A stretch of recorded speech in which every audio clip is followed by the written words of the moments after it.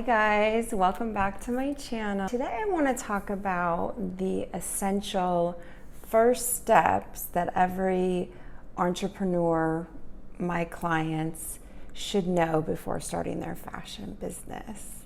And I'm going to break it down into parts, and mostly what drove me to want to do this video is through experience. I've seen a lot of the clients come to me where they haven't done these things in this order. And for example, filing a trademark, and we've gone through this whole design process, even down to the point of having the labels made on the inside of the garments. And then they found out that they don't have the trademark. They cannot use the name that they wanted to use. So that's a big problem. And it also delays the whole process. And I'm going to start with number one, research your competition. This is, I learned this in fashion school, like Fashion 101. When you're starting a brand, and you might say, oh, I don't have any competition. Well, that's probably not a good thing. It's good to have competition because you want to model essentially your business after your competition, or even just do it even in a better way. How do you research competition? A big thing to do, and honestly, I would have to do this when I worked in New York in fashion design corporate. Each season, I'd have to go out into the market. And when I say market, I mean retail space. Go into stores and look at all the competitors' brands, colors that they're doing them in, the price points that they're selling them at, what is trending. It's so important to do your research, not only from a manufacturing price point of view, but from a design and trend and what's selling point of view. So as much research as you can do out the gate is super important. And I'm going to show you an example here.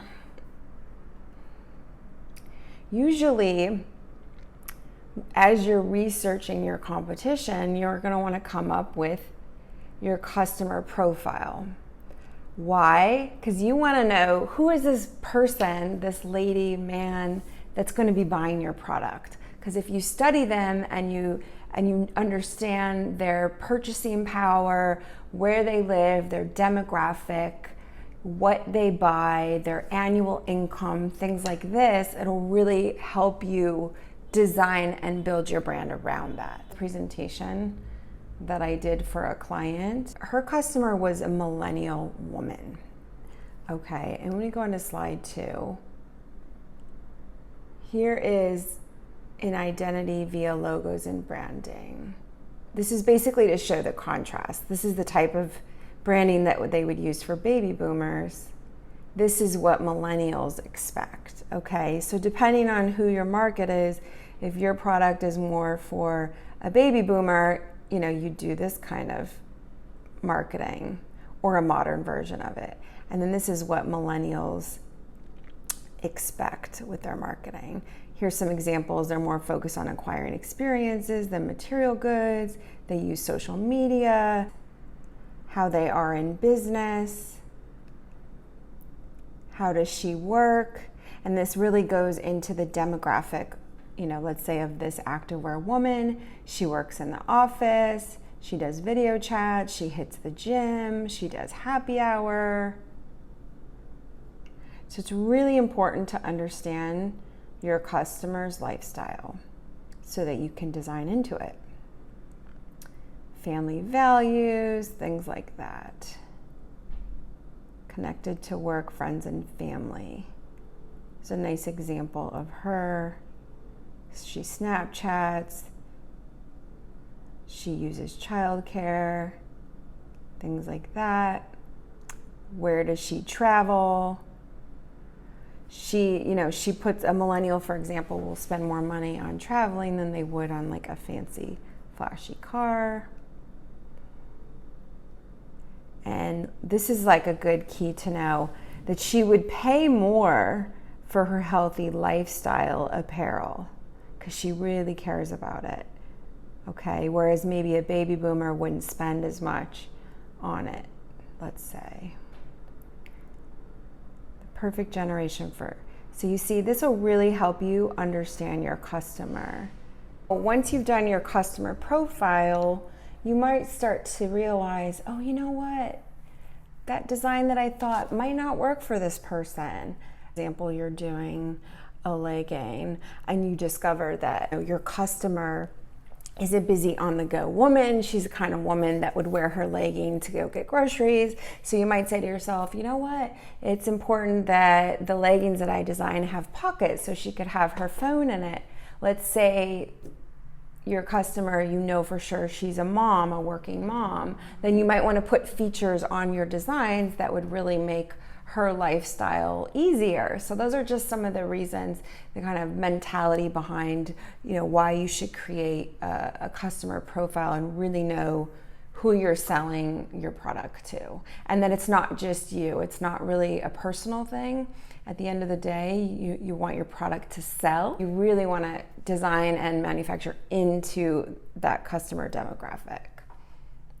The next thing, once you figure that out, it'll help you design your logo and all of your branding materials. Research what is this customer, what are colors that they tend to buy. I mean, it's amazing what you can find on Google when you're doing your research and what kind of fashion terms that they're searching for. You could even do searches on Google Analytics. It's really helpful. After you've come up with your logo. Before you even design your logo, you might want to decide what your brand name is even going to be. A lot of people know what they want the name to be, but they're not quite sure about the logo. The news is I actually do logos in-house. If any of my clients ever need help with those, I can help. After you've come up with your company brand name, then it's important to do, and honestly, a lot of my clients that come to me, they have not done this. On the United States Patent and Trademark Office, you can do a free trademark search. They call it the test system. So you could put in different names into there and click search and see if anyone's using that name. If they are, and sometimes it'll expire, but if someone is using it, then you need to change your brand name.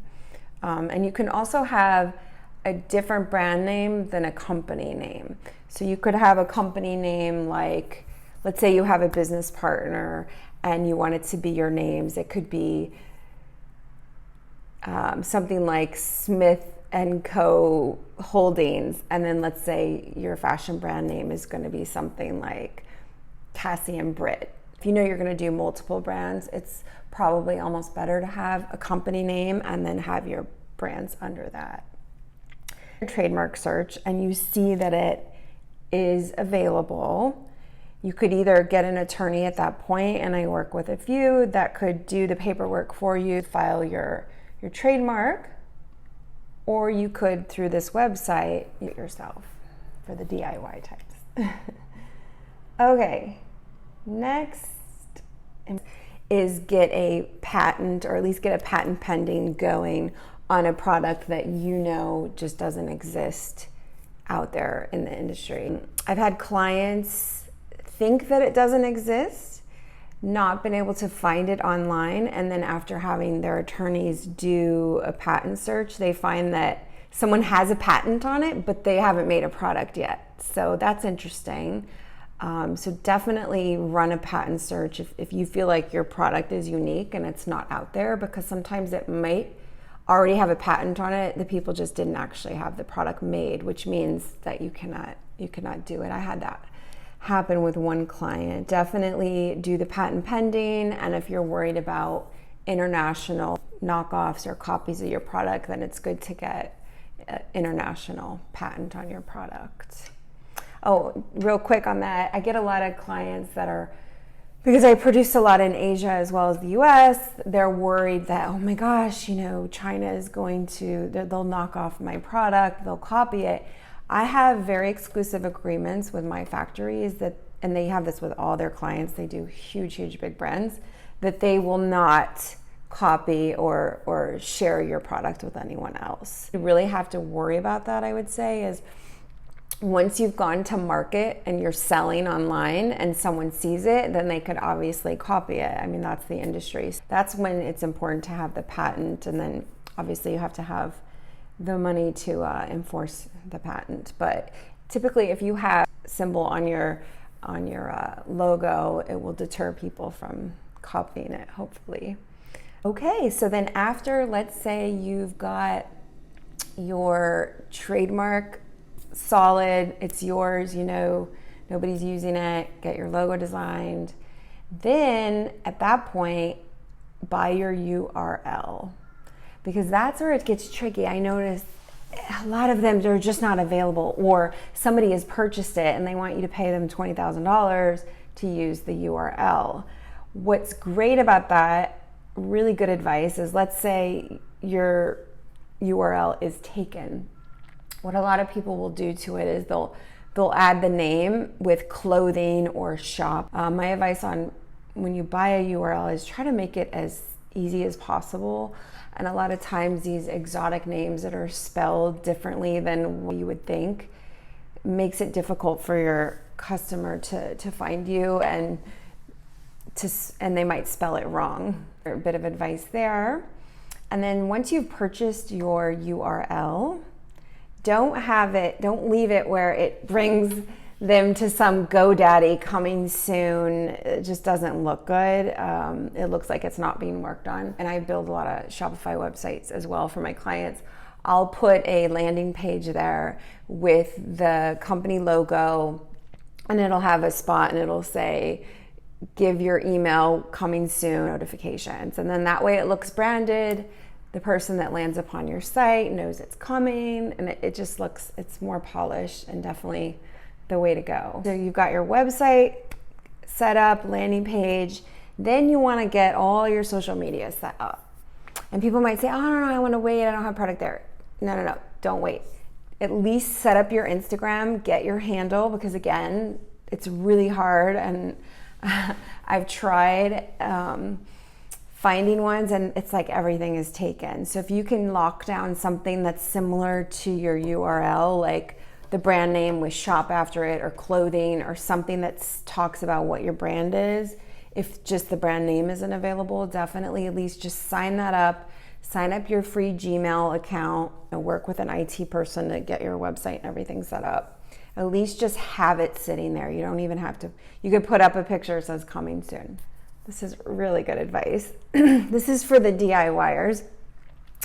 So I don't know, it depends on the state that you live in, but in Florida, for example, you can go online and probably less than 20 minutes set up your business entity.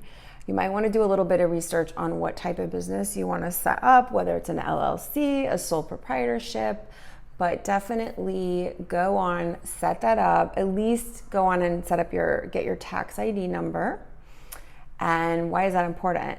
Because especially if I produce for you here in the States and I'm ordering your fabrics, trims, and things like that, so that you don't have to pay tax on goods, you get a wholesale price. It's better. So it's tax-free and you're getting a wholesale price because you're buying the fabric and trims that you're going to need to make an actual product. So it's super important to have a tax ID number, and it's free to set it up. So stuff as well. All right, and then after all that kind of business logistical stuff, the fun part comes in. This is where it's like, and nowadays with, you know, what's going on in the world and people being sick and having to work from home, the good news is, at least we have the internet and you can get inspired. And really, I'm going to show you here just a quick mood board that I did for a client. And you could spend the time on the internet researching colors and trends. You could just do a simple Google search, an example like swimwear trends, spring 2020. And so much information will pop up. You'll see, and this is for free. Because when I was in New York and I worked for big companies, they would spend a lot of money per month to be members of these global trend forecasting companies like WGSN. and you'd log in and it would tell you like extensive reports on trends. Anyhow, a lot of that is free online that you can look at. So it's really important when you're coming up with the mood and the vibe of the collection, and it keeps you super focused as well, because being a creative, we tend to, our mind is all over the place and there's always the ideas, right? So it's really just narrowing them, focusing them in for a real business. Okay, here's a mood board I did for a client. Here's an overall vibe. That's the girl that's wearing the product. You can tell she's sophisticated, she's body aware, she's confident. Then here's the mood. So this isn't even the designs, right? This is more just like the mood, the vibe of the brand. So you get a feel. She's modern, she's on trend, she's confident, she's savvy, she works. Then here's like the brand colors. Okay, so these are obviously darker, more fall colors. If you're doing a spring collection, you'd probably have lighter colors there. And form and function was really important. Showing the depth to the fabrics was important for that client. You have it. The mood board is really a fun little project to do, and more how to get inspired when you're coming up with your fashion design brand ideas. And a lot of that is honestly starting a Pinterest board, and you could do your mood board right there within Pinterest. I'm going to recap for you. First, research your competition and other brands that basically are kind of like the brand that you're trying to create. Even if obviously everyone's like, well, mine's unique, it's different. Of course it is, but at least, let's say their aesthetic is not the same as what you're going for. At least look at brands that are at the price point that you want to sell your product at. Here's an example. If you're going to do a fitness legging and you know you want yours to be more luxury, $150, $180 a legging, then you should be researching brands that are selling their leggings at that price. You can see the quality, the fabrics, the colors, the design details that they're using, even though yours will be different. That way you know that you've done the research and you're in line with what your competitors are selling. Another thing that I didn't bring up before was think about where your product would sell. What kind of stores? Let's say you're like, well, Jessica, I don't want to sell to stores. Okay, that's fine. You're just going to do B2C. You're going to have your own website. What stores would buy your product if you were going to do wholesale? Would it be Revolve Clothing? Would it be Bloomingdale's? So that'll really, if you look at what they're selling at that price point, it'll really help you when you're coming up with your customer profile. Super important to do research. Just because, and they used to tell us this in fashion school, and it really didn't click in my head until I was working in the industry. They'd be like, you could be the best designer, and if people don't buy your product, it really doesn't matter. So it's really, at the end of the day, it's about what does the customer want. Okay, love to be Coco Chanel, but these were like pioneers back in the day. So times have changed, and now it's really putting your spin on something that's probably already been done and just doing it in a new, fresh way. And obviously, marketing is so important once you have your product actually produced. So there you go. If I think of anything else, I'll put it in the description box. I'm going to put the links to the trademark and patenting, as well as some links on my website for some a la carte mood boards and for getting your logo done and things like that. My advice on getting your logo done is just going to any logo company that doesn't understand the fashion industry is gonna be a little bit challenging. I would say either work with me or work with someone that's in the fashion industry, because it's a totally different type of logo than like doing a logo for a restaurant or something. And it's definitely got a vibe with what's going on out there in the market. And then finally, once you've got all that done, you need to hire a designer. Yours truly. You need a technical designer. That's the one that can take your vision, me, and do the tech pack and do all the technical things that need to get done so that you can have your first sample made. I have other videos that touch on the sample making process. I suggest checking those out, and please reach out. I'm here to help. And like, share, subscribe if you found this informative. Also, let me know in the comments below, is there anything you'd like to know more about when it comes to starting your fashion business? Or even if you want to know about challenges. I'm thinking about doing another video about the different challenges, because this industry is not as glamorous and easy as everybody thinks. Anyhow, I hope you all stay inspired, stay healthy, and stay positive. Talk to you later. Bye.